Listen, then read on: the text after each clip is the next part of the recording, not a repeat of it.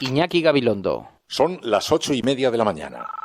Las 7:30 en la Casa Museo de José Saramago, en Tías, Lanzarote. Buenos días, mundo. ¿Quieres un café?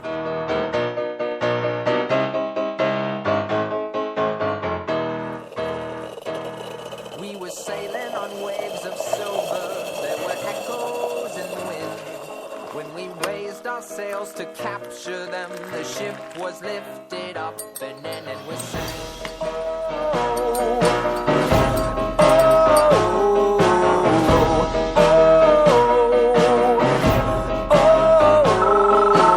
La cafetera de radiocable.com. Dirige Fernando Berlín. They play silver melodies and the kings and queens all write their dreams on silver pages we would read and we sing. Yo lo que le voy a decir al señor Tsipras es que le diga al señor Iglesias que deje de hacer el juego a la derecha, que deje de hacer el juego a aquellos que están practicando políticas de austeridad y que están sufriendo la desigualdad millones de españoles que lo que quieren y lo que piden es un cambio. No hace falta ir a Grecia para conseguir un gobierno en España. Lo que hace falta para conseguir un gobierno en el Estado español es que se asuma de una vez que hay una mayoría para un gobierno de cambio, que esa mayoría no pasa por un pacto entre PSOE y Ciudadanos, pero no porque lo digamos nosotros, sino porque lo dijo el Parlamento y el Congreso. Sigo trabajando con Íñigo, como con todos los miembros de mi ejecutiva, en este caso con la intención de que podamos llegar a un acuerdo con el Partido Socialista para que haya un gobierno de cambio, un gobierno a la valenciana en nuestro país. ¿Pero por qué está tan ausente Rejón estos días? Rejón no está ausente, Rejón está trabajando, estando al frente de la Secretaría Política y llevando a cabo sus tareas de la mejor manera. Muchas gracias. Nos hemos reunido con el Partido Socialista en exclusiva porque nos parecía lo mejor para desbloquear una situación en la que parecía que desde que fracasó la investidura de Pedro Sánchez no había avances, ni conversaciones, ni diálogo, y a nosotros nos parece que este es un momento idóneo para el diálogo. Por eso nos hemos reunido con el Partido Socialista. Y eso es verdad también que a nosotros nos parece bien que el Partido Socialista siga hablando con Ciudadanos. Es decir, nosotros renunciamos a poder reunirnos con el Partido Socialista y Ciudadanos al mismo tiempo porque no le veíamos sentido político, pero no supone de ninguna forma un veto, porque creemos que es necesario, desde el primer día lo dijimos, que incluso el Partido Socialista pueda hablar con Ciudadanos para facilitar un acuerdo que a nosotros nos parece que tiene que estar basado en los principios y valores de la izquierda. Porque hay un bloqueo evidente, porque tanto Podemos como PP no quieren sentarse en la mesa a negociar con el PSOE, con Ciudadanos, y segundo, para seguir transmitiendo a la sociedad española el contenido de ese acuerdo. Fue para eso esa breve reunión que tuvimos ayer y todo sigue igual. Yo creo que España tiene otros problemas mucho más importantes que la guerra entre el gobierno y el Congreso. Yo estoy dispuesto a hablar con el gobierno para buscar, mientras tanto, la mejor solución, y por eso llamaré al secretario de Estado de Relaciones con las Cortes para mantener, si puede ser mañana mismo, un encuentro.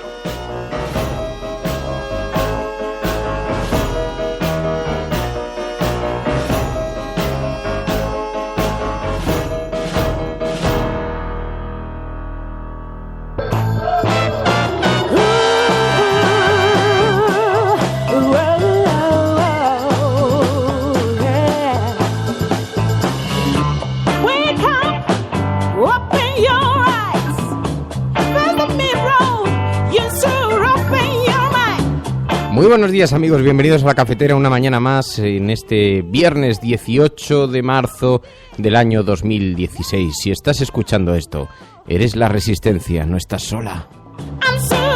Me preguntaron ayer, me dijeron, ¿has dejado de decir lo de no estás sola? Digo, ¿qué va? Yo creo que lo digo prácticamente todos los días. Hay veces que, en fin, lo uno o lo otro. La Cafetera no nos representan porque has elegido ese hashtag, Mary.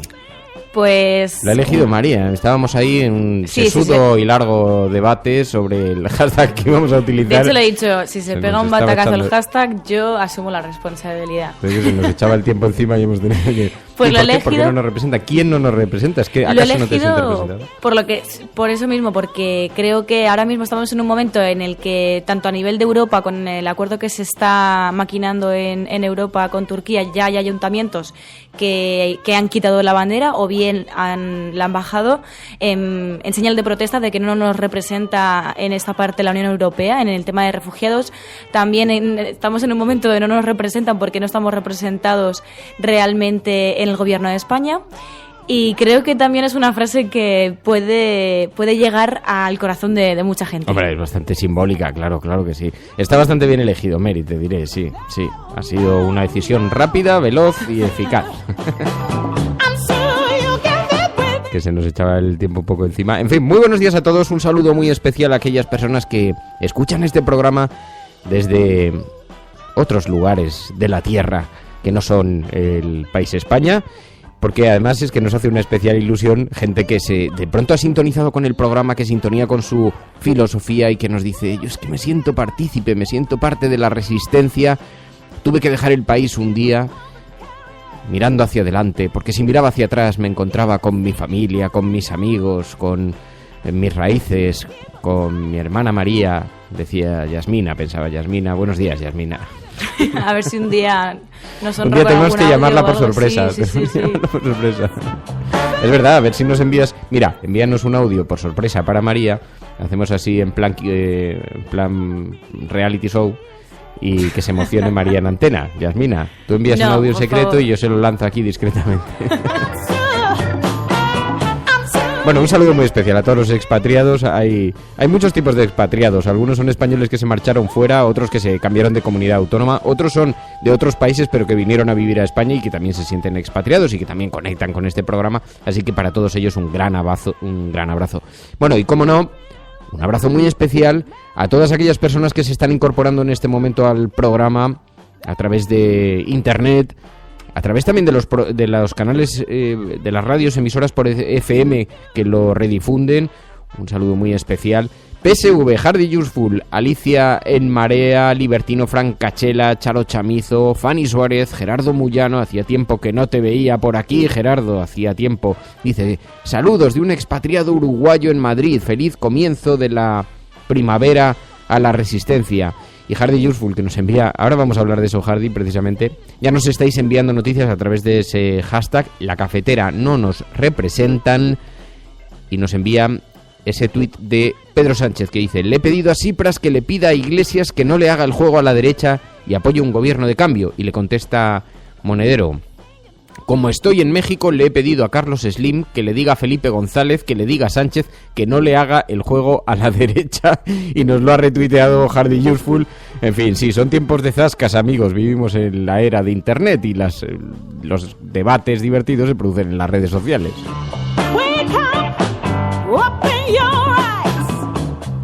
Rodri Zeta, Paloma Irazábal, Juan Cruz, Santi Cerrato, Virginia Rodríguez, Alicia en Marea, en fin, tantos y tantos amigos, Enrique Quesada, Ángel García, tantos amigos, como digo, que se conectan a través de Twitter, de las redes sociales y que componen, Elena Noruega, Praxedes, Lucy, Angibud, DSP, que componen una suerte de focus group de CIS, un CIS particular que tenemos aquí nosotros, con el que le tomamos la temperatura a la ciudadanía. Bueno, tenemos muchas cosas de las que hablar. Hoy vamos a hablar especialmente de Brasil, de lo que está ocurriendo en Brasil con Lula. Le hemos pedido la opinión a alguien que tiene una opinión muy acreditada, Carlos Malamud, es investigador del Real Instituto Elcano, para que nos ayude a comprender qué es lo que está sucediendo en Brasil con esa imputación del expresidente brasileño, todo un icono, un referente para la izquierda mundial, y esta aventura política en la que parece que se ha embarcado, uno, como autoprotección jurídica, y dos, porque ya había anunciado que podía dar un paso y volver a la política activa. Así que vamos a preguntarle a Carlos Malamud qué significa, qué simboliza todo esto. Pero antes vamos a echar un vistazo a las portadas de los periódicos. Si estás escuchando esto, eres la resistencia y no estás solo. Sigue aquí con nosotros en La Cafetera.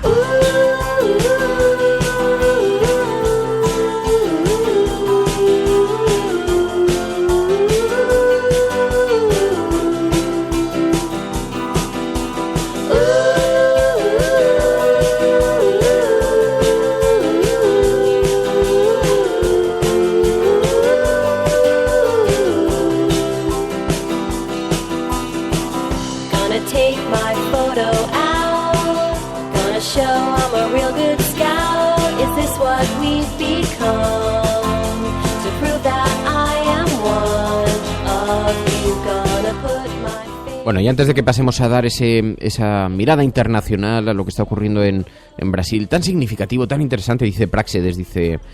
Aquí es aforramiento, y DSP dice, lo de Lula es un activo miembro de la oposición, el juez del caso Lula, activo miembro de la oposición. Bueno, esa va a ser una de las preguntas que le hagamos a Carlos Malamud, ¿cómo es la justicia brasileña, no? Porque si esto hubiera ocurrido en España daríamos por hecho que se trata de una gran jugada política, un intento político por desactivarle, pero ¿es así en Brasil? ¿Lo podemos interpretar con esas claves? Ahora se lo vamos a preguntar. Bueno, mientras tanto, las portadas de los periódicos, os digo, hoy de nuevo continúa en las mismas portadas, el debate tan intenso que se está viviendo en el seno de Podemos. Dice el diario El País, Errejón prepara el contraataque por el control de Podemos. Iglesias buscará hoy el apoyo de los líderes territoriales para reafirmar su poder dentro de la organización. El número 2 de Podemos, Íñigo Errejón, ha optado por apartarse del huracán político desatado en el seno de Podemos tras la destitución fulminante de su mano derecha, Sergio Pascual, por Pablo Iglesias la noche del martes. Dice, en esta lucha abierta por el control del partido, Errejón ha perdido la primera batalla, pero plantea desde ese segundo plano el contraataque, dice el periódico El País. Lo que sí que me consta es que a Íñigo Errejón no le ha gustado no solamente el fondo de la decisión de Pablo Iglesias, sino las formas en las que se ha ejecutado esa decisión.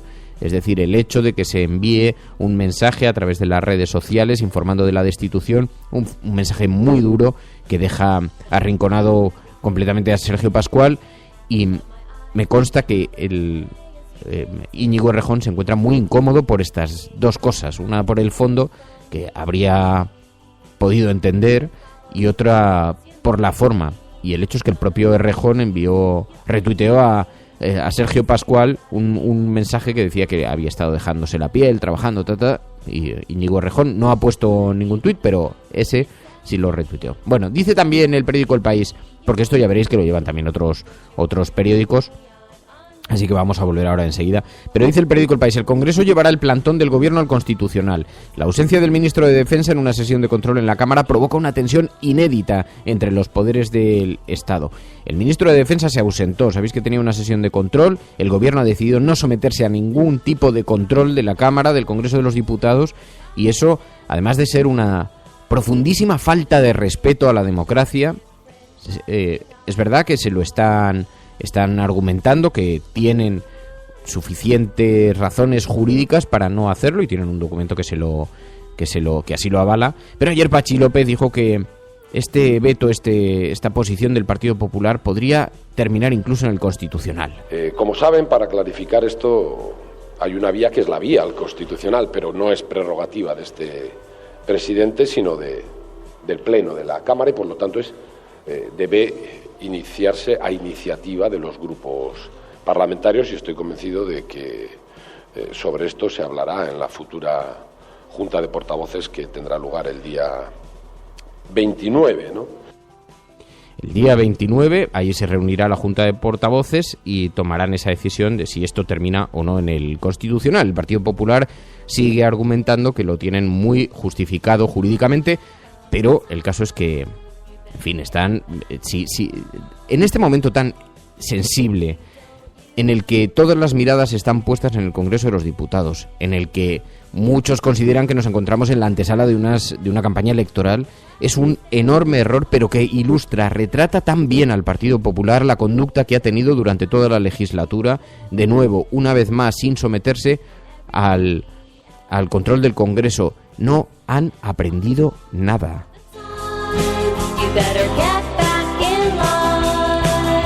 Por eso cuando vemos que ellos hablan de regeneración, lo único que pensamos es que se encuentran inmersos en una gran operación de maquillaje. Y fijaos la interpretación, el periódico ABC dice: el PP y el PSOE arrastran a las instituciones a su batalla política, conflicto de poderes sin precedentes. El presidente de la Comisión de Defensa, José María Barreda, ayer junto a la silla vacía del ministro Morenés, ausente pese a haber sido convocado. El Congreso va a llevar al Gobierno en funciones ante el Constitucional tras faltar ayer a su comparecencia el ministro de Defensa. El periódico ABC, en un intento encomiable por extender la culpa también al Partido Socialista. PP y PSOE arrastran a las instituciones a su batalla política. No, es el Partido Popular el que no quiere ser sometido al control del Parlamento, del Congreso de los Diputados. Ojo, no solo del Partido Socialista, del Congreso de los Diputados.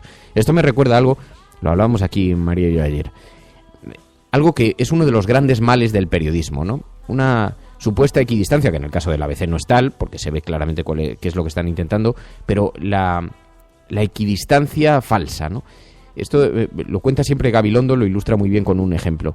Dice, esto es como cuando tú estás en tu casa y, en fin, con tu pareja, y entonces oyes barullo en la ventana, abres la ventana y mirando ves en la calle que un tipo se baja de un coche, se dirige hacia otro coche y se lía a mamporrazos con el tío de dentro. Te preguntan en tu casa, ¿qué pasa? ¿Qué pasa ahí fuera? Tú te vuelves, te giras y contestas, 2 que se están pegando. No, 2 que se están pegando no. Un tío se ha bajado del coche y le ha zurrado a otro. Es muy diferente. Esa falsa equidistancia de no, es una pelea, 2 personas se pegan, no, 2 personas se pegan, no. Uno se ha bajado y le está zurrando. Y este es uno de los grandes males que aquejan al periodismo, esa falsa equidistancia, que además está muy extendida en la gente, porque yo veo también algunos mensajes que me llegan de vez en cuando, me dicen, es que acaso tú no, sobre todo cuando participo en algunas tertulias políticas como me pasó ayer, es que tú no sabes que el periodismo debería ser objetivo. Digo, no, si no se trata de que sea subjetivo, se trata de que retrate la realidad, no lo que tú quieres que pase, que retrate la realidad, a no ser que lo único que nos guste es cuando alguien nos cuenta exactamente lo que nosotros ya pensamos, en cuyo caso cambia la cosa, ¿no? Bueno, el periódico El Mundo en su portada dice, los anticapitalistas ganan poder a costa de Errejón. Iglesias refuerza al sector más izquierdista para rematar su golpe de mano.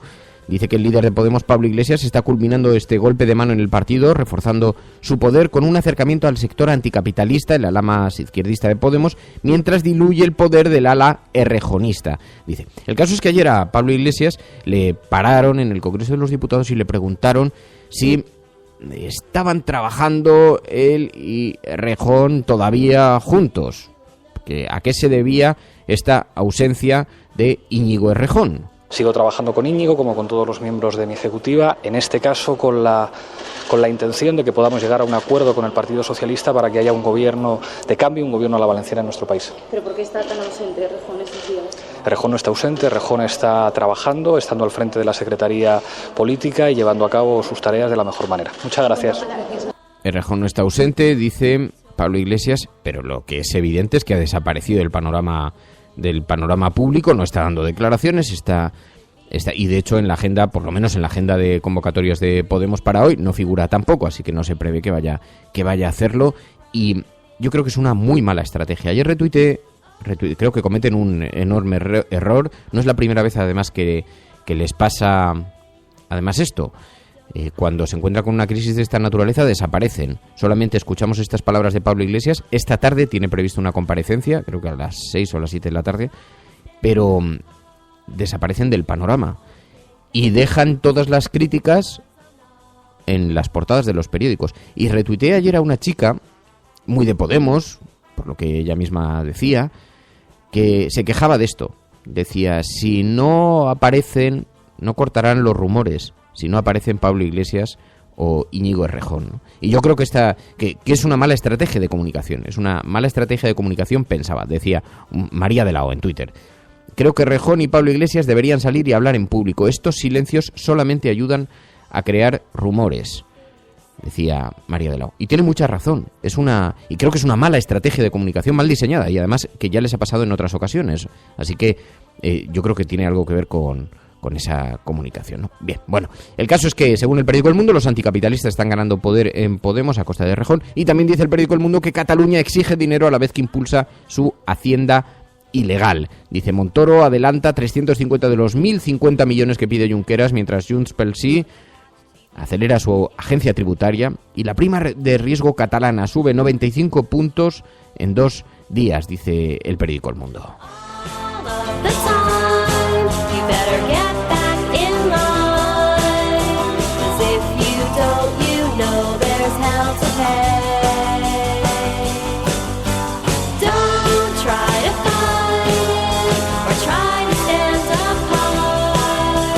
Don't think that you're different 'cause you're not.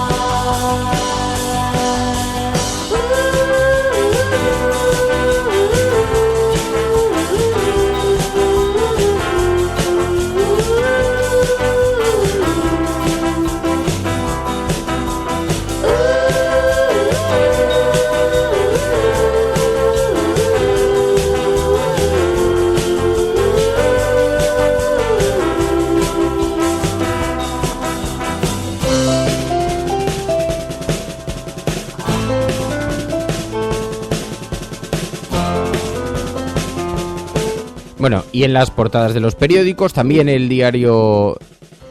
también La Razón, dice: Errejón pide un gesto a Iglesias, pactar el sustituto de Pascual.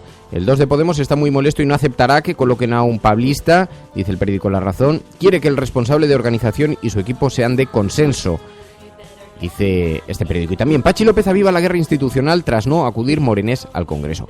Y en ese tuit que leíamos antes, en ese cruce entre Pedro Sánchez y Juan Carlos Monedero, porque Pedro Sánchez anunció que como tenía que acudir a Europa se iba a encontrar con Tsipras, y entonces el periódico La Razón esto lo ha llevado a su portada con una imagen de portada. Dice: Sánchez a la desesperada pide a Tsipras que le ayude a mediar con Podemos, y este le contesta que no le compete a él hacerlo. Y entonces la fotografía de portada están así saludándose. Dice que el líder socialista se vio ayer con el primer ministro griego en Bruselas y que le trasladó que Pablo Iglesias es muy duro en las negociaciones, le dijo Pedro Sánchez. Bien, pues lo anunció antes de viajar allí. Intentó esta forma de presión vía Tsipras. Y yo lo que le voy a decir al señor Tsipras es que le diga al señor Iglesias que deje de hacer el juego a la derecha, que deje de hacer el juego a aquellos que están practicando políticas de austeridad y que están sufriendo la desigualdad millones de españoles, que lo que quieren y lo que piden es un cambio. Lo que quieren y lo que piden es un cambio. No tardó mucho en contestar Compromís, esta suerte de presión indirecta. En fin, no voy a calificarla, pero yo creo que se califica por sí sola. Es un poco como un niño acudiendo a ver si a través de Tsipras, pero además en un tono... En fin, Compromís contestó: no hace falta irse hasta allí para negociar un gobierno español. No hace falta ir a Grecia para conseguir un gobierno en España. Lo que hace falta para conseguir un gobierno en el Estado español es que se asuma de una vez que hay una mayoría para un gobierno de cambio, que esa mayoría no pasa por un pacto entre PSOE y Ciudadanos, pero no porque lo digamos nosotros, sino porque lo dijo el Parlamento y el Congreso. Este intento de Pedro Sánchez ha sido muy tratado en los medios de comunicación hoy, pero sin embargo, paradójicamente, poco tratan la contestación que le dio Tsipras.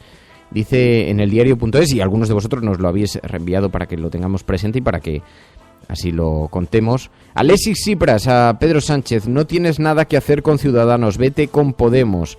El primer ministro griego instó al secretario general del PSOE a que abandone su acuerdo con el partido de Albert Rivera y que opte por las fuerzas de la izquierda. Le he pedido a Tsipras que le diga al señor Iglesias que su actitud de bloqueo está perjudicando a millones de españoles, había dicho el líder socialista. Oficialmente, el ejecutivo griego declara no tomar partido por la situación, pero en la cumbre de los socialistas europeos, el mandatario helleno recomendó a Sánchez virar hacia la izquierda. En fin, no veréis esta perspectiva en las portadas de los periódicos hoy.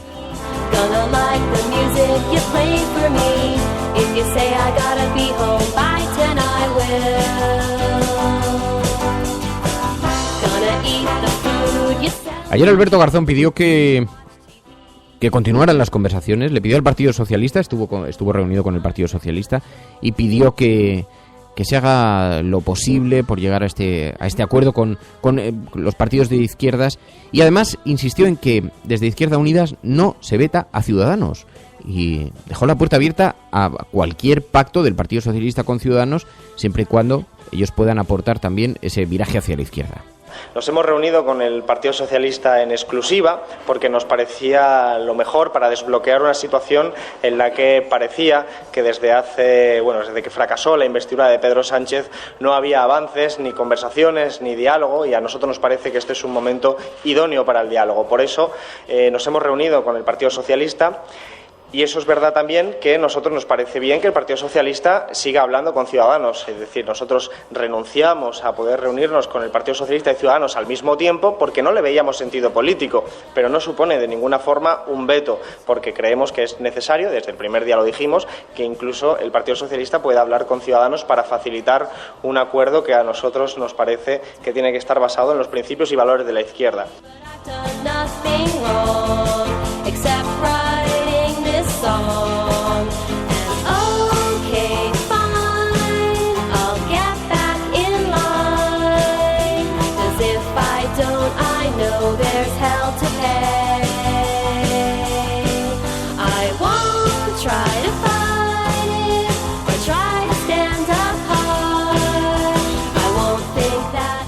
Así que en esta... Yo creo que todo este proceso, si alguien está saliendo beneficiado, es Alberto Garzón, que se está mostrando abierto al diálogo sin elevar el tono, de una forma bastante conciliadora y sin vetos, pero a la vez con una mirada bastante bastante clara, ¿no?, sobre el tipo de acuerdo, el tipo de pacto que quiere. El que contestó fue Albert Rivera. Volvía a denunciar los vetos, el bloqueo que supone para los pactos. Porque hay un bloqueo evidente, porque tanto Podemos como PP no quieren sentarse en la mesa a negociar con el PSOE, con Ciudadanos, y segundo, para seguir transmitiéndole a la sociedad española el contenido de ese acuerdo. Fue para eso esa breve reunión que tuvimos ayer y todo sigue igual. Todo sigue igual. Por cierto, que le preguntaron, porque en las encuestas está saliendo bastante bien parado, en algunas encuestas de los grandes diarios, bastante bien parado Albert Rivera, y le preguntaron por el escenario de una eventual repetición de elecciones. Y Albert Rivera dijo: hombre, incluso aunque nos beneficiase, no sería una buena noticia. Pensar en elecciones ahora creo que sería un gravísimo error. España no se merece, ni los españoles, que nos vayamos a septiembre, como los niños cuando suspenden en el colegio. Pues no, en septiembre el resultado puede ser muy parecido, aunque a algunos nos puede ir bien unas nuevas elecciones, son malas para España, y por tanto, aunque fueran buenas para mi partido, si son malas para España, yo prefiero que tengamos gobierno y que tengamos legislatura. Es difícil saber porque, como dice Sergio Vinuesa, y están en la misma sintonía que Elena y Pedro comentando en el chat del programa, es difícil saber, muy difícil, si parece que estamos en la antesala de las elecciones. Y lo que es cierto es que además Pedro Sánchez está en una triple jugada. Dice Sergio Vinuesa, tiene a los varones del PSOE por el otro lado, así que para formar gobierno la cosa está bastante jodida, lo tiene bastante difícil. Incluso los varones no le van a aceptar un pacto de izquierdas. Él también está en una jugada de supervivencia pura y dura. Dice Elena, Ciudadanos está aquí para evitar que Podemos forme gobierno de algún modo. Dice, lo que hace Alberto Garzón es, de alguna manera, ofrecer una mano a alguien que sabe que se la va a rechazar. Pero bueno, en todo caso, Elena, a eso me refería, también le está haciendo una jugada muy habilidosa. Bueno, esto es lo que a la política de pacto se refiere. Por cierto, buenos días, Fridonia, que está en el chat en este momento. Oye, estamos muy ilusionados, hay gente que nos está contando ya que acudirá a ese concierto. Sabéis que mañana va a tener lugar un importante concierto de Fridonia en Madrid. Os lo retuiteaba ayer.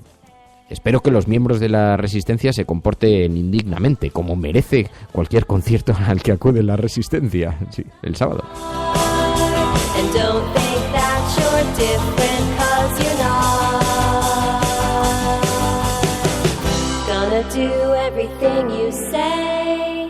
Shut my eyes, look the other way as you blatantly take my life away from me.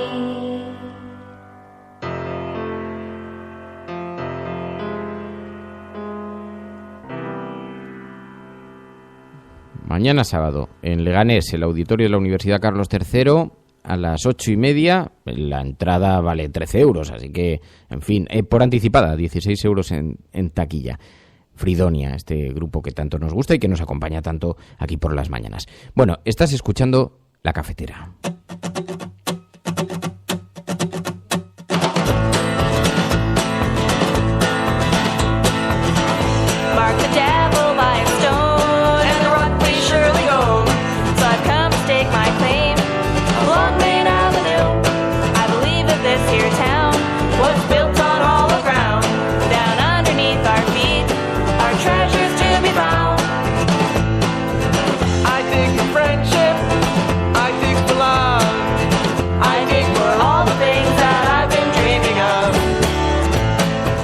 Por cierto, antes de que abandonemos este capítulo, ayer, 20 minutos, publicó una información en la que recogían, la noticia de un diario, creo que era italiano, en el que recogía unas supuestas palabras de Edward Snowden, donde manifestaba que Bin Laden seguía vivo.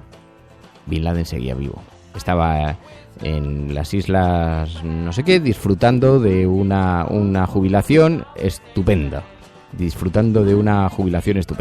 Bueno, pues resulta que no fue así. Que 20 minutos tuvo que publicar un desmentido. Muy duro para un periódico tener que hacer eso. Muy duro. Y entonces han publicado una noticia que dice: rectificamos, la noticia es falsa, el bulo que no cesa, Bin Laden vive en las Bahamas, según Snowden. Esa era la noticia falsa, que resulta que ha sido así de falsa. Pero al hilo de esto, hemos visto que también New York Times publica este fin de semana, en una revista, todo un artículo muy extenso sobre las imprecisiones que se produjeron en el relato de la muerte de Bin Laden. Hay nuevas revelaciones que contradicen la versión oficial.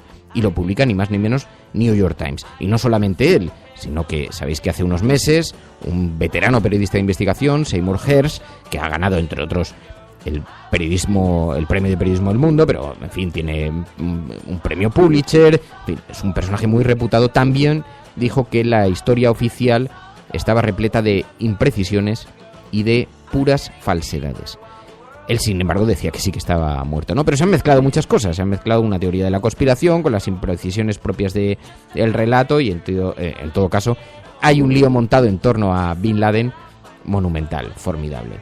Bueno, a ver si podemos hablar con el director del Mundo, porque fue uno de los periodistas que pudo ver la casa pocos días después del fallecimiento, asesinato, ajusticiamiento de Bin Laden, como lo queréis llamar, y que pudo ver la casa al día siguiente de haberse producido esta operación militar de los Estados Unidos, y nos interesa conocer la opinión de David Jiménez, a ver si ahora en unos segundos conseguimos conectar. Bueno, estás escuchando La Cafetera, y si lo estás haciendo, eres la resistencia. Los medios de comunicación generan ruido, los medios de comunicación convencionales, pero luego hay una agenda que va más allá de temas que vosotros mismos proponéis y que nos invitáis a que conectemos con ellos, a que demos algún reflejo, acojamos aquí en el programa. Es lo que llamamos la agenda de La Cafetera. Cuando nosotros decimos que vamos a bajar los impuestos todavía más que ahora, tenemos credibilidad. Hemos hecho historia. El cielo no se toma por consenso, el cielo se toma por asalto. Bienvenidos a de oportunidades en la confrontación electoral venezolana entre uno Hemos hecho historia. Hemos hecho presencia. Yo creo en la democracia y por tanto yo creo que el partido... No era instructora, no hombre, no, es que no tienes ni idea. El enemigo es Daesh, el terrorismo yihadista, lo que sí. La cafetera de radiocable.com. Buenos días, cafetera. Parece... Hola, Fernando. Referente a lo que has comentado sobre votantes, totalmente de acuerdo con lo que ha dicho María por lo que respecta al referéndum. Mucha gente que se sincera empieza a decir que es la única salida al problema territorial. Y toda esta retórica de guerra acaba otorgando factualmente... David Jiménez, director del periódico El Mundo, muy buenos días. Hola, buenos días. Bueno, es que tenía muchas ganas de hablar contigo porque yo no sabía que habías tenido la oportunidad de ver la casa de Bin Laden poco después de la operación, ¿no? Pues sí, la verdad es que nada más saber de la noticia, lo primero que hice fue cogerme un vuelo. Yo entonces vivía en Bangkok, estaba de corresponsal del periódico en Asia, y me cogí rápidamente un vuelo para Pakistán. De Islamabad cogí un coche y me fui hasta la misma casa y llegué pues cuando estaban allí todos los curiosos y había muchísimo revuelo con policías, militares y pakistaníes. Se acababa de saber la noticia y bueno, la verdad es que fue un momento, no pude evitar de hecho hacerme alguna foto ahí, digo, bueno, habrá que mantener una imagen para el recuerdo, ¿no? Había algo de icónico allí, pero era una pequeña feria, ¿no? Contabas que incluso allí había gente que ofrecía piezas de los helicópteros, que había una especie de... no sé, una situación un poco surrealista, ¿no? Sí, la verdad es que el ambiente era muy extraño. Para empezar, porque a poco de la casa había un gran cuartel militar de pakistaní. Lo primero que uno se preguntaba nada más llegar es cómo es posible que los pakistaníes no supieran que Bin Laden estaba ahí, ¿no? Yo estoy convencido de que lo sabían.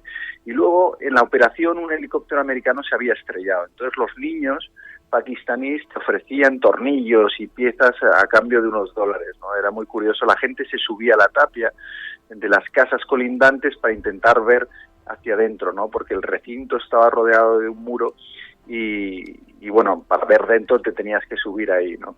Y luego, por supuesto, fueron llegando periodistas, cámaras de televisión, entrevistando a los vecinos y, claro, la pregunta era, ¿sabía usted que estaba Bin Laden en la casa de al lado, ¿no? La gente, por supuesto, decía que no sabían nada. Porque toda la historia, luego el relato, la historia que publicáis hoy en el periódico, este relato que de pronto el New York Times, con el que se ha destapado, en el que pone dudas sobre la versión oficial. ¿A ti todo esto qué te parece? Bueno, me parece que tiene sentido, ¿no? Es decir, una cosa es el mito ese, ¿no? De si Bin Laden está muerto o no está muerto. Yo estoy convencido de que está muerto. Ahora bien, que las cosas ocurrieran como nos las han contado, eso ya es otra cosa, ¿no? Y en Estados Unidos han salido informaciones periodísticas poniendo en duda muchas de las cosas, ¿no? Por ejemplo, todo esto que luego se llevó a Hollywood en una película de que se logró coger a Bin Laden después de haber torturado a algunos detenidos y demás, ¿no? Las investigaciones indican que lo que pasó fue que un general pakistaní traicionó a Bin Laden por $25 millones, ¿no? Luego, ¿cómo lo mataron? Si lo mataron o se lo llevaron, si lo enterraron, si no lo enterraron, hay muchísimas dudas. Sí.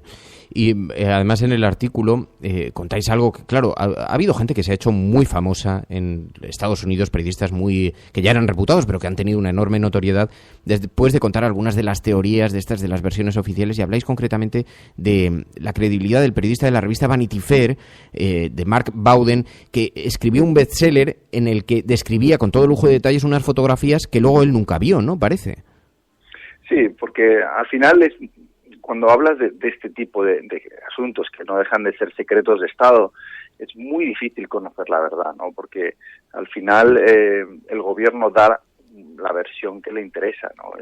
Y luego el trabajo de nosotros, de los periodistas, es comprobar si es verdad o no. Y a veces nos enteramos muchos años después de que nos han mentido. Nos ha pasado a lo largo de la historia, ¿no? Y en este caso yo creo que hay periodistas que han ido contando cosas, algunos yo creo que no son creíbles, que lo que buscan es hacerse famosos, pero otros sí que han estado investigando muy de cerca, ¿no? Y han llegado a la conclusión de que las cosas no ocurrieron como nos la contaron, pero desde luego lo que nadie está diciendo es eso que circula estos días por las redes, de que Bin Laden sigue vivo y está en las Bahamas, ¿no?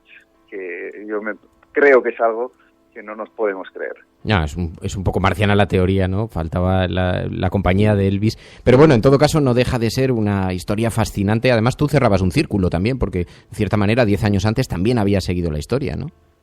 Claro, yo había cubierto la guerra en Afganistán y el final de esa guerra que se vivió en Tora Bora fue la surrealista escapada de Bin Laden, porque lo que ocurre allí es que los americanos, digamos, lo tienen rodeado y entonces envían a mujahidines, milicianos afganos, a que acaben con él. Y cuando llegan allí, lo que hace Bin Laden es ofrecerles más dinero del que le ha ofrecido Estados Unidos, ¿no? Y lo dejan escapar.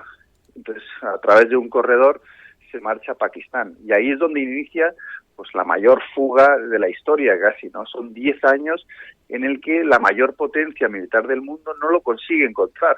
Y se desesperan y torturan a presos para que les den información y pagan millones y millones a gente, envían comandos a diferentes sitios y 10 años después consiguen matarlo, ¿no?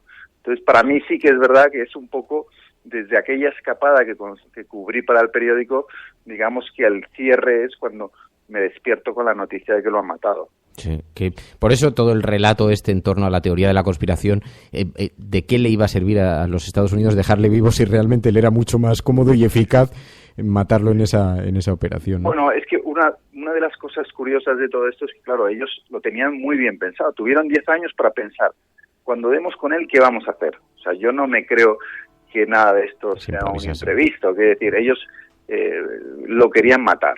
¿Por qué? Pues vamos, lo podían haber detenido y juzgado, pero no les interesaba porque habrían creado un mártir, habrían creado una persona que viva, les podía haber hecho daño publicitariamente también y como medio de propaganda. Yo creo que tenían decidido que si algún día lo atrapaban, lo tenían que matar. La propia historia de tirar el cuerpo al mar tiene sentido en esa misma dirección, en fin, con todas las... Bueno, David Jiménez. Sí, comentarte yo solo que precisamente para evitar que fuera un mártir o que se creara un sitio de peregrinación, al poco de haber estado en la casa de Bin Laden, la derribaron completamente. Claro. David, te agradezco muchísimo, de verdad, que hayas atendido esta llamada. Muy buenos días y muy buena suerte. Un abrazo. Secessionist parties in Catalonia have wasted no time following the reconvening. Vamos a esta hora con información de último minuto. A esta hora en España, el ex vicepresidente del gobierno... En España finaliza el recuento de votos en los comicios municipales y autonómicos con una participación del 64%. Rodrigo Rato is under investigation for money laundering. Italien qui avait mis en place à l'époque la opération Mare Nostrum. Migrants, including a pregnant woman. Depuis le début de l'année, près de 1000 personnes ont péri dans les eaux méditerranéennes. Y como cada viernes incorpora a Pilar de la Peña, que trabaja con nosotros en radiocable.com, allí monitoriza la prensa internacional, a los corresponsales extranjeros. Pilar de la Peña, muy buenos días. Hola, buenos días. Bueno, esta ha sido una semana en la que aquí ha tenido muchísimo protagonismo Podemos. ¿Fuera también? Pues sí, curiosamente, para ser una crisis interna de un partido español que no suele tener demasiado protagonismo, para que te hagas una idea de la comparecencia, de las acusaciones contra Rita Barberá, no ha hablado nadie fuera. Para ser, ya te digo, una crisis interna de un partido político español, ha tenido bastante repercusión, especialmente en la prensa francesa. La prensa francesa ha prestado bastante atención sobre todo a la destitución de Sergio Pascual, y sí ha tenido bastante cabida en los medios. Esto es interesante porque la semana pasada, cuando hablamos el pasado viernes, apenas había tenido recorrido las informaciones de las tensiones internas en Podemos. Esta semana ya más, pero llama la atención esto en lo que pones el foco, que sin embargo otras crisis de partidos políticos, y más la del Partido Popular, que está asociada con la corrupción, que no haya tenido prácticamente acogida en los medios internacionales, ¿no? Esto es bastante habitual, de todas formas, los problemas internos de los partidos. Aquí tampoco nos enteramos realmente de lo que pasa en los partidos de Alemania o en los partidos de Francia, salvo que lleguen a ser crisis importantes. Yo lo que creo que la diferencia es que Podemos es un partido que suscita muchísimo interés y que causa incluso una cierta fascinación. El otro día, por ejemplo, veía en un periódico alemán, hablaban del Podemos en Polonia. Era como un partido de referencia, ¿no? Se ha convertido un poco en un espejo en el que se miran muchos países hay muchas esperanzas con respecto a digamos, el rol y el espacio que han ocupado.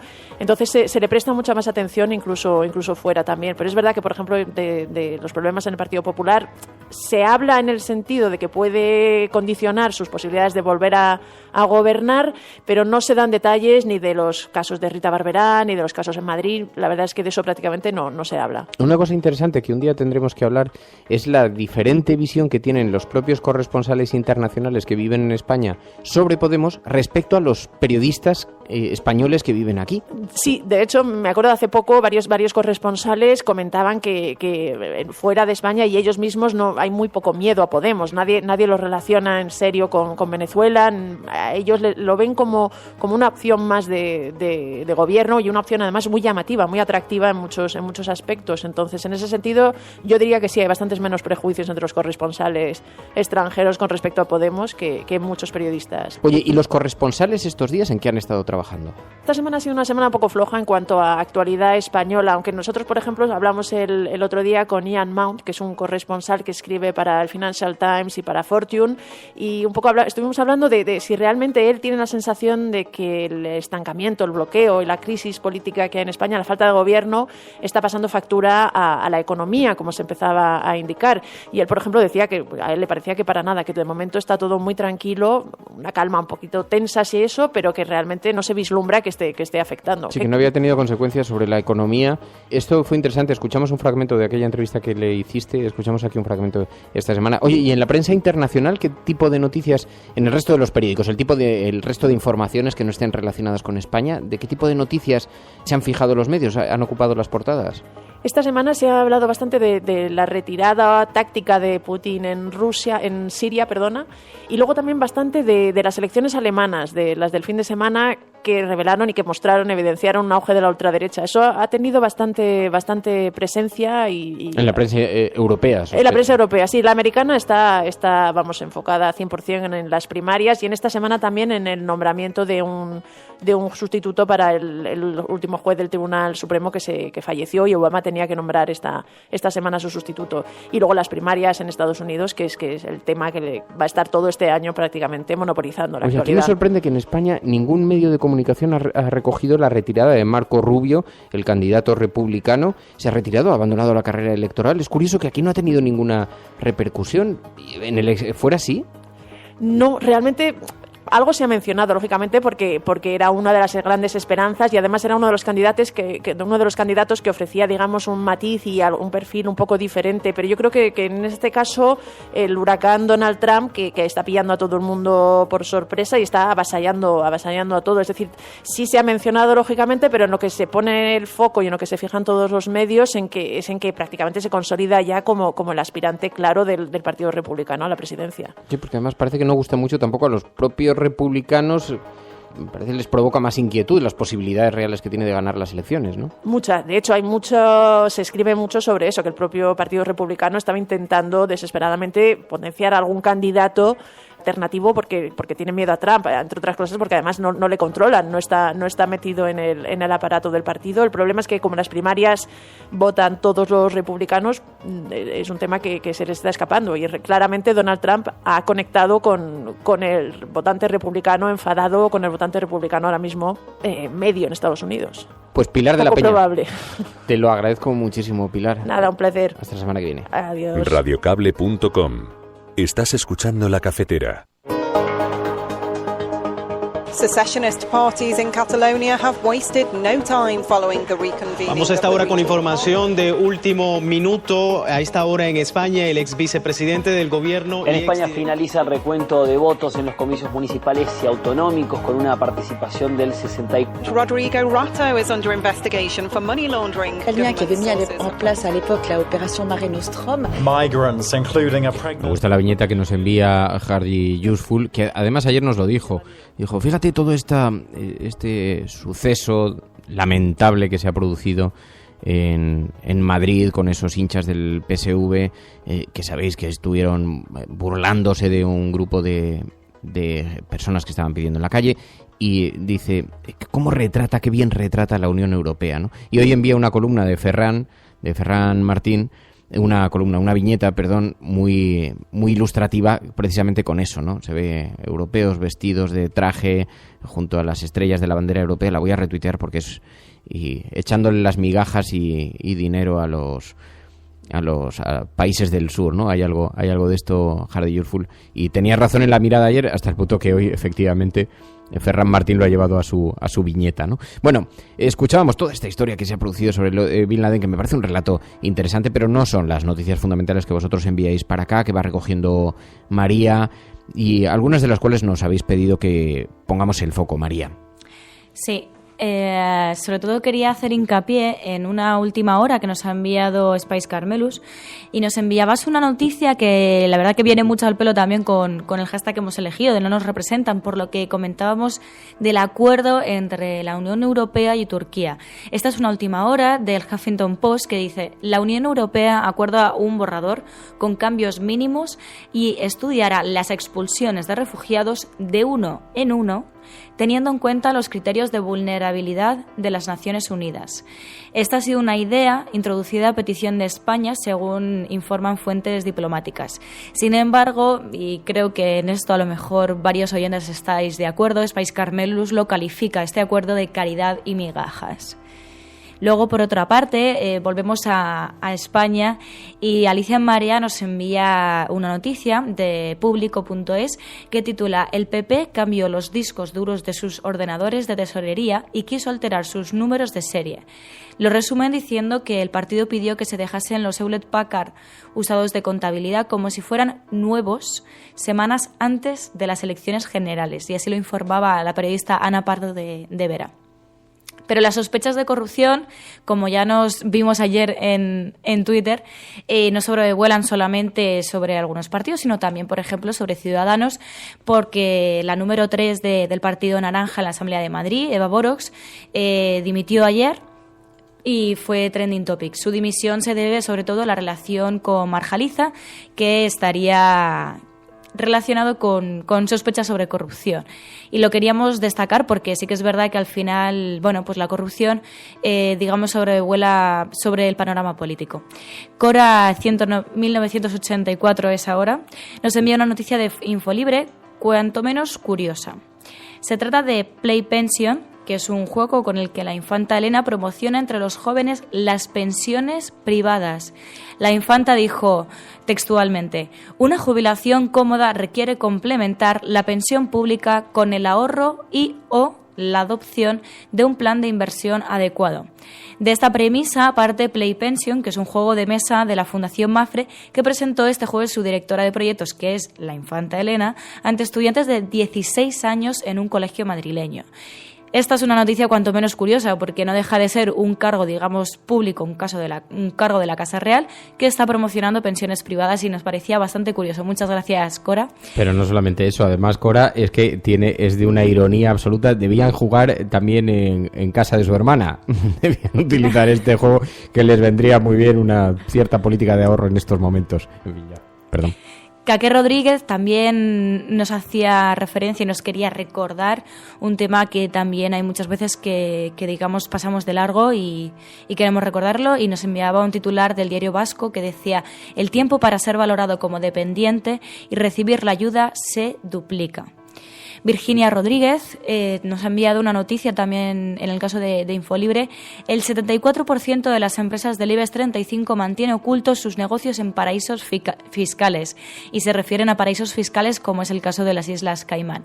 Un dato también cuanto menos curioso. Y para finalizar, quería finalizar con un tema que la verdad que tiene mucho que ver con muchos oyentes de este programa, y es una noticia que nos enviasteis varias personas del diario 20 Minutos, que titulaba: sigue el éxodo.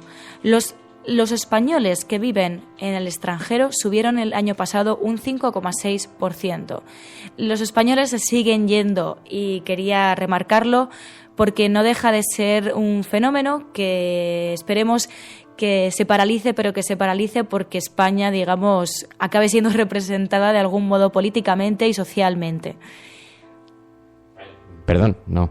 Es que estaba leyendo porque había quien decía: María, tienes que interrumpir tú más a Fernando, porque nos interesa... No.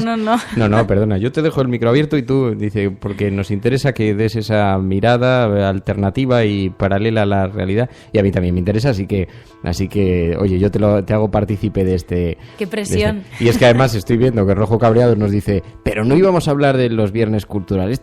Bueno, Rojo Cabreado, no seas exigente, se hace lo que se puede.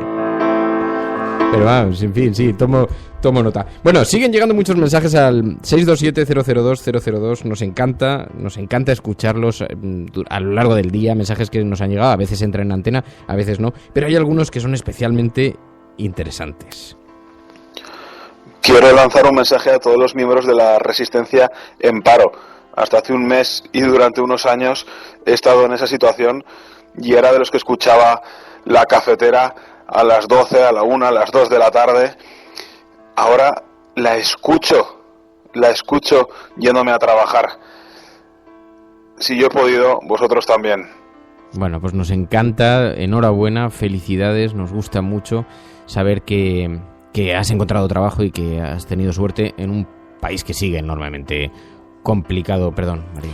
Yo quería solidarizarme porque yo, por ejemplo, el año pasado estuve un poco en esa situación, y la verdad que al final parece que no, pero un programa de radio te puede acompañar de una manera que no podemos llegar a pensar, y a mí me hacía levantarme todas las mañanas. ¿A ti te acompañábamos, María? Sí. Sí, señor. Sí, señor. Sí, yo me levantaba y me... Bueno, yo sabía que eras oyente, eso sí, porque nos lo habías dicho, sí. Y te seguíamos en Twitter. Me obligaba a levantarme pronto y seguir con ánimo y salir a correr. Bueno, ahí también está nuestra resistencia. Oye, con esta formidable, esto sí que es una buena noticia hoy, una gran noticia, encontrarnos con que, en fin, sí. Alguien encuentra un trabajo en una situación que sigue siendo enormemente complicada, y os agradezco mucho, te agradecemos muchísimo que hayas dejado este mensaje. Bueno, nos decíamos, paradójicamente, en las portadas de los periódicos, aunque no queríamos colocarlo en la agenda setting tal y como viene recibida, la información está de lo que está ocurriendo en Brasil con la designación de Lula como nuevo ministro para forjarle una suerte de protección jurídica en este asedio que está sufriendo por un caso de corrupción. Y nosotros queríamos hablar con Carlos Malamud que sabéis es un investigador del Real Instituto Elcano. Queríamos hablar con él para que nos describiese exactamente en qué consiste, qué es lo que está ocurriendo en Brasil. Bueno, estás escuchando La Cafetera. En unos segundos conectamos con Malamud.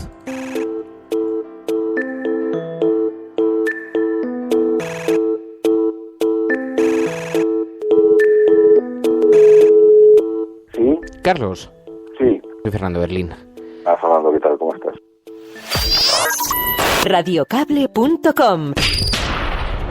Carlos Malamud, catedrático de Historia de América de la UNED, investigador de América Latina del Real Instituto Elcano. Muy buenos días. Hola, muy buenos días. Carlos, tenía mucho interés en hablar contigo porque estamos verdaderamente interesados en esto que está ocurriendo en Brasil, esta crisis política que se ha abierto tan importante, que puede tener además consecuencias muy importantes para el propio gobierno de Dilma Rousseff y que tiene pocas salidas, ¿no? Bueno, la crisis política alcanza niveles cada vez mayores, es una especie de bola de nieve. Si hace algunos meses atrás se especulaba con la posibilidad de que Dilma Rousseff pudiera terminar su mandato pese a las embestidas en varios frentes, hoy el panorama es mucho más complicado y son muchos los analistas que están viendo con preocupación que la presidenta de Brasil podría no terminar su mandato. Frente a esto hay 3 escenarios o 4 escenarios básicamente. El primero, que todo siga como hasta ahora, que la situación se recomponga y que pueda alcanzar sana y salva 2018, algo que es lo más improbable de estos 4 escenarios que decía. Y los otros 3 son, primero o segundo, que Dilma Rousseff renuncie, como le ha pedido la oposición en repetidas oportunidades, que dé un paso al costado en aras de la patria, algo que la Presidenta se ha negado a hacer, diciendo que ha sido elegida democráticamente.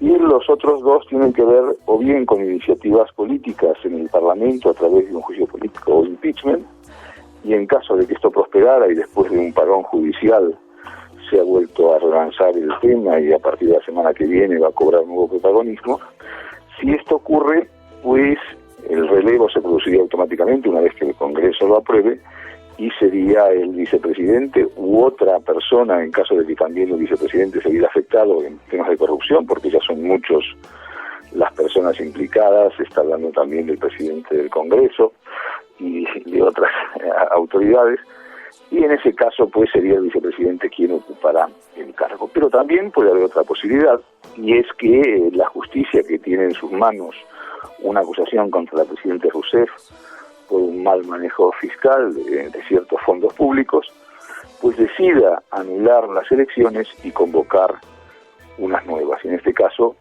pues Rousseff tendría que salir y habría que contar con nuevos candidatos, y en este caso, por ejemplo, quien podría presentarse como candidato alternativo por parte del Partido de los Trabajadores podría ser el mismo Lula, ¿no? Lo cual nos lleva otra vez un poco al punto de partida, ¿no? Sí, porque algunos han atribuido esa posible aspiración, ese retorno a la política directa de Lula, han atribuido la persecución, el asedio judicial al que está siendo sometido. Nos interesaba mucho hablar de Brasil precisamente porque de pronto hemos visto que en el epicentro del terremoto se ha situado Lula da Silva, que es un personaje indiscutiblemente un referente para la izquierda mundial. ¿Tú dirías que hay una campaña contra él dirigida políticamente para eso, para frenar sus aspiraciones, o verdaderamente hay materia para pensar que se encuentra inmerso en este importante caso de corrupción? Yo creo que más lo segundo, ¿no? Es decir, es verdad que muchos en Brasil ven con preocupación una vuelta de Lula a la política, es decir, Lula es un adversario poderoso y en caso de volver a presentarse tendría muchas papeletas, o hubiera tenido en el pasado muchas papeletas de volver a ser elegido. Veremos a ver en el contexto actual qué es lo que puede ocurrir, porque las cosas están cambiando a una velocidad asombrosa. Pero Lula, como tantos otros políticos y empresarios brasileños, se ha visto arrastrado por eso que se ha dado en llamar el caso Lava Jato, que es un fenomenal y multimillonario caso de corrupción en torno a la principal empresa petrolera del país, que es Petrobras, lo que hace evidente, pues muy complicado su situación, ¿no? Es decir, Lula, hay acusaciones concretas contra él de haber desviado fondos en su beneficio, bien directamente, bien a través de la Fundación Lula. Se lo acusa de tener 2 propiedades propiedades, una propiedad en la playa, otra triplex en Sao Paulo, y esto complica su situación. Ahora, aquí hay un problema también de plazos. Se especulaba con que Lula iba a volver a la política para ser candidato en 2018, luego del triunfo de Dilma Rousseff. Esto estaba en el aire, pero es evidente que las acusaciones en su contra y el cerco judicial han ido poniendo este tema en primera línea, ¿no? ¿Cómo se va a resolver el caso? Pues es complicado y cada día tenemos nuevas noticias, ¿no? Escuchamos las acusaciones de Lula da Silva acusando a la justicia de su país de estar muy politizada, de ser casi una herramienta, un instrumento político. Como desconocemos cómo funciona la justicia allí, ¿qué grado dirías de independencia que tiene la justicia brasileña? ¿Puede ser verosímil la tesis de Lula? No, es poco creíble. Es decir, en todo caso, si hubiera acusaciones de parcialidad de la justicia o de una justicia no independiente, esta estaría subordinada al gobierno, y lo que está ocurriendo es precisamente todo lo contrario, ¿no? Es decir, quizás uno de los grandes logros, y esto hay que cargarlo en el haber tanto de Lula da Silva como de Dilma Rousseff, fue precisamente haber fortalecido a la justicia brasileña, y la justicia brasileña es una justicia realmente independiente, tanto a la justicia como a la Policía Federal. Esto es bastante importante, a tal punto que en este momento una de las grandes basas de la sociedad brasileña para mantenerse todavía en pie, pese al golpe constante que supone esas acusaciones de corrupción contra sus políticos, sus partidos y sus empresarios, es precisamente el funcionamiento de la justicia, a tal punto que el principal magistrado que lleva a sus espaldas todo el caso de corrupción de Petrobras, el magistrado Sergio Moro, se ha convertido en una especie de héroe popular que es de alguna manera el paladín de la regeneración brasileña, ¿no? Y en las últimas horas hemos tenido además conocimiento, vimos que la presidenta de Brasil, que Dilma Rousseff, ofreció un puesto a Lula en el gobierno, una suerte de blindaje para aforarle, y eso desató una ola de protestas, ha sido además suspendido de forma provisional por la justicia, pero las olas de protesta me han llamado mucho la atención. ¿Con qué grado de apoyo cuenta el gobierno de Dilma Rousseff y también Lula da Silva en las calles? ¿Cuenta con algún apoyo? Sí, lo que pasa es que tampoco lo han movilizado de una forma masiva, entre otras cosas para evitar colapsos y enfrentamientos públicos, ¿no? Pero es verdad, ¿no? Es decir, por un lado, el gobierno de Dilma Rousseff cuenta con poco respaldo popular, es decir, se van a hacer, en caso de salir a la calle, muy pocos los que salgan a defender a Dilma Rousseff. Su popularidad en este momento está en torno al 11%, lo cual para Brasil es una cifra bastante baja, para Perú quizá no, pero para Brasil sí. Pero Lula tiene un respaldo mayor, ¿no? Ahora bien, el problema es que así como tiene un respaldo mayor, tiene un gran rechazo por otra parte de la población, ¿no? Pues Carlos Malamud, Carlos, te agradezco muchísimo, te llamaremos otro día para hablar de Estados Unidos, porque también tenemos un buen follón en los Estados Unidos con estas primarias, con el ascenso de Donald Trump. Y están muy divertidas. ¿Sí? Y están muy divertidas, nos gustaría comentarlo contigo. Carlos, muchísimas gracias por atender esta llamada, muy buenos días y muy buena suerte. Buenos días y un saludo, hasta luego. Radiocable.com.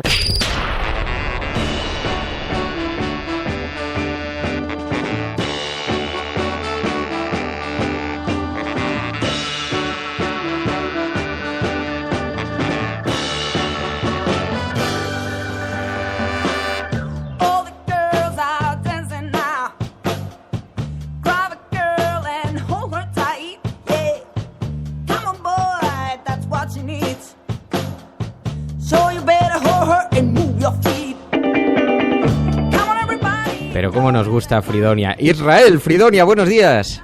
Hola, buenos días, Fernando, ¿qué tal? Qué ganas tenía de que hablásemos. Te voy a decir una cosa, te voy a confesar una cosa. Me pasa igual, hay varios temas que tengo pendientes aquí.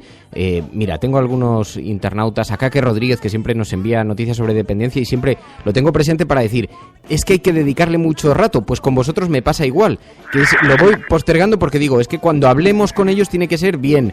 Y pensaba, tenemos que organizar un evento, un encuentro, un tal... Y de pronto digo, mira, no puede pasar más, me está reclamando la gente que los viernes sean los viernes culturales, tenéis un concierto este fin de semana en Madrid, digo, es que más ocasión que esta, es que hay que hacerlo. ¿Qué tal estás, Israel? Pues muy bien, muy contento de hablar contigo y bueno, de formar parte de la Resistencia, como ya sabes, que os seguimos mucho, tanto a ti como a María, y bueno, pues también muy contentos por tocar en Leganés el próximo sábado, que tenemos la suerte encima de bueno, que esté la entrada permitida a menores y que sea una hora en la que pueden ir pues gente de todas las edades, ¿no? Como pensamos que es el soul, que es para todo el mundo. Me estás insinuando que me acerque con Fer. Yo lo dejo caer, os he estado escuchando unos días y no lo sabíais y tal. Vais a tener 2 entradas en la puerta, si os apetece, pasaros, ahí estaremos encantados de saludaros. No, me encantaría, estoy ahí con el lío familiar, porque claro, si me llevo a Fer, sabes que María Deportes, la otra María, trabaja ese día, entonces me toca a mí organizarme con Fer, y entonces estaba, pero por favor, ¿cómo me voy a perder el concierto de Fridonia? Porque nos apetece muchísimo. Oye, nos encanta la música que hacéis, de verdad, nos encanta Israel. Estamos encantados. Yo sabes que me compré la discografía, que la ponemos todos los días, ponemos a algunas canciones y nos gusta mucho. Y además tenéis una banda, joder, ¿cuántos sois? Sois un montón de gente, ¿no? Bueno, somos 9 con nuestro compañero Miguel, que es nuestro manager, psicólogo personal y demás, somos 10 en la banda. 10 personas. Sí. Y habéis cambiado en alguna ocasión, creo, de cantante principal, ¿no? Por lo que hemos visto en las imágenes. Sí, y hubo un cambio de vocalista y bueno, también algún miembro. Date cuenta que la banda tiene ya 10 años, ¿no? Cumplimos este año, entonces pues como en cualquier casa pasan pues cosas diferentes, ¿no? Hay gente que tiene otras ganas de hacer otras cosas, que fue el caso por ejemplo de nuestra antigua vocalista, y bueno, y de algunos compañeros que pasaron por la banda y decidieron tomar otro camino, ¿no? Pero sí que es verdad que ya tenemos una formación que va muy directa y que bueno, que estamos muy contentos, la verdad, de lo que se está consiguiendo poquito a poco, porque ya sabes que son tiempos muy duros para la lírica, ¿no? Como decían por ahí. Pero bueno, gracias a nuestro sistema de autogestión también, a nuestra división departamentística de todo el trabajo musical y extramusical, pues seguimos adelante y bueno, sobre todo con honestidad y con dignidad, ¿no? Que intentamos. Sí, eso nos ha llamado mucho la atención desde el principio, el hecho de que pusierais la música también en Creative Commons, ¿no? Que eso, lo cual nos permite a nosotros, por ejemplo, poder poner la música, pues siempre ponemos música Creative Commons, pero también es una decisión, entiendo, técnica, ¿no? Estratégica. Bueno, es muy dura, ¿no? Porque realmente date cuenta que aquí en España tenemos un monopolio, ¿no? Con el tema de las GAE y demás, ¿no? Y bueno, pues nosotros decidimos pues buscar otro sistema de gestión diferente y que formara un poco parte de nuestra filosofía de banda, ¿no? Y nuestra filosofía personal de vida. Entonces decidimos hacerlo en Creative Commons, ya que también forma un poco parte de nuestra manera de componer, ¿no? Componemos de manera asamblearia y participamos entre todo, y también en las GAE tampoco hay manera, ¿no? de poder hacer eso. Entonces, ya te digo, nosotros al ser una banda tan numerosa y teniendo un estereotipo diferente, ¿no? Tampoco contamos con grandes compañías ni grandes productoras, hemos decidido hacer las cosas un poco a nuestra manera y bueno, seguimos luchando ahí por intentar conseguir nuestros derechos, que nos cuesta mucho al no estar con ellos, ¿no? Y ellos son la única empresa que se dedica a ello, ¿no? En realidad, la realidad de todo esto es que es el Ministerio de Cultura, ¿no? Quien tendría que abrir esas licencias a otro tipo de opciones, ¿no? Como pasa en Europa. Pero bueno, aquí ya sabes que en España va todo poquito a poco.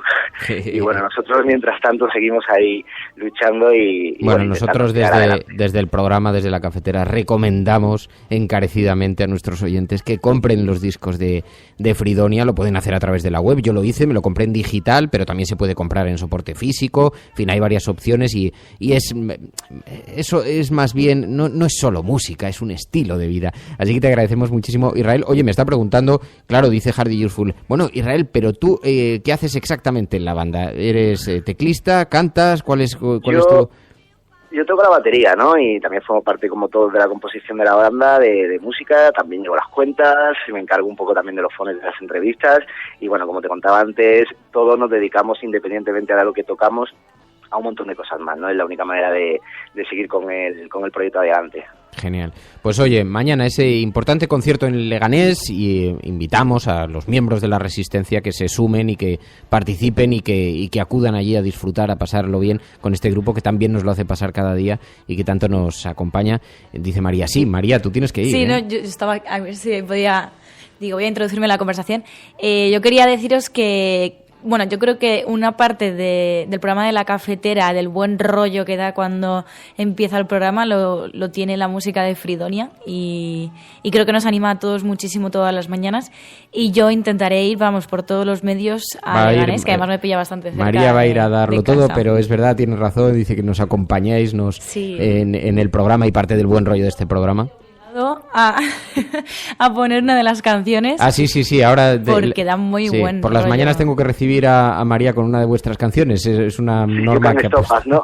Sí, ha puesto como norma eso en la vida de este programa, y yo soy una persona sometida a sus instrucciones y sus órdenes. Oye, Israel, muchísima suerte, de verdad. Muchas gracias. Ya organizaremos un día, tenemos que organizar una tarde con cervezas y cantar aquí, una especie de cosa que retransmitamos por internet, a ver si hacemos un evento así divertido, alternativo y paralelo. ¿Te Perfecto, parece? cuando tú quieras, hacemos una cafetera nocturna, diurna o cuando tú quieras. Estamos encantados. Venga, muchísimas gracias, Israel. Muchas Muchísima gracias. suerte. Un abrazo muy fuerte. Muchas gracias a vosotros. Un saludo. Adiós.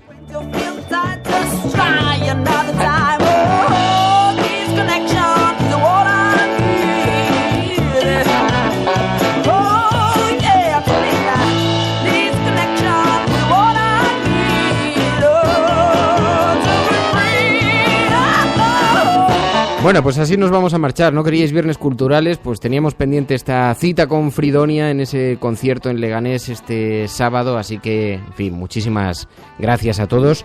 Si podéis acudir, pues lo pasaréis estupendamente bien. Si no, nos volvemos a escuchar aquí el lunes por la mañana. Gracias, Mary.